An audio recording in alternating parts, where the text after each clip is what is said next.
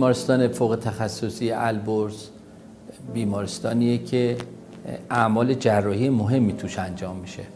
ما تنها بیمارستانی هستیم تو استان البرز که پد هلیکوپتر داریم و همه بیمارانی که دچار حادثه میشن توسط هلیکوپتر امداد به اینجا آورده میشه. یه روز به من اطلاع دادن که یه جوونی 23 ساله در کارخونه اتمسفر دچار آسیب شده و دستش از ناحیه بازو قطع شده.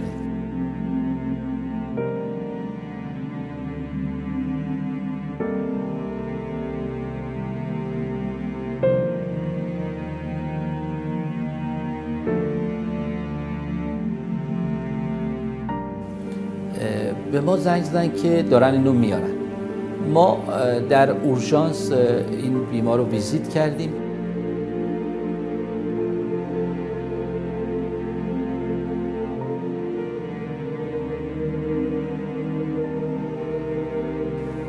و من دیدم که میتونیم این دست رو نجات بدیم. بلافاصله یه تیم تشکیل دادم. آقای دکتر اسلامی که جراح عروق، بنده که جراح ارتوپد هستم و آقای دکتر رحیمی شهرمیرزاده که جراح ترمیمی. مریض رو به اتاق عمل منتقل کردیم.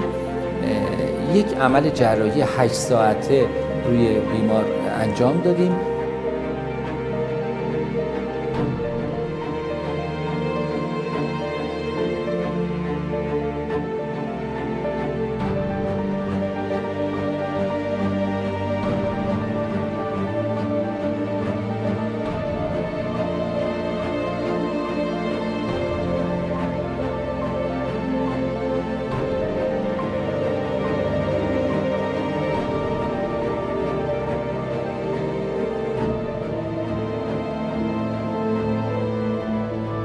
به لطف خدا این جراحی با موفقیت انجام شد و پیوند ما گرفت.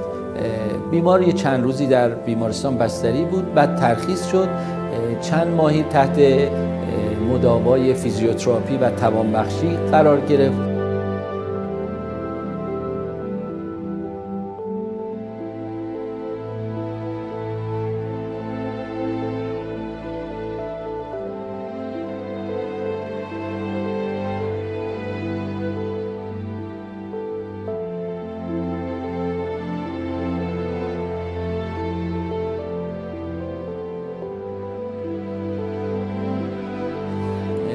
دست کاملا خوبه، حتی انگشتاش تکون میخوره و این یکی از پیوندهای نادره که در دنیا اتفاق افتاده و این جوون، یه جوون 23 ساله با اعتماد به نفس بالا الان داره تو جامعه زندگی میکنه. الان با گذشت 8 ماه از این حادثه وضعیت دست من طوریه که میتونم دستمو تکون بدم، بعد آرنجام هم میتونم تکون بدم، مزار انگشتام هم میتونم تکون بدم و امیدوارم که از اینم بهتر بشه دست من دکتر فرهاد حمزه‌زاده هستم. در حال حاضر مدیر عامل بیمارستان فوق تخصصی البرز هستم.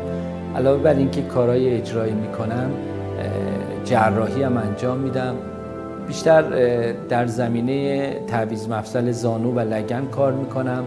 اعمال جراحی زیادی انجام دادم و از کارم هم خیلی راضی هستم.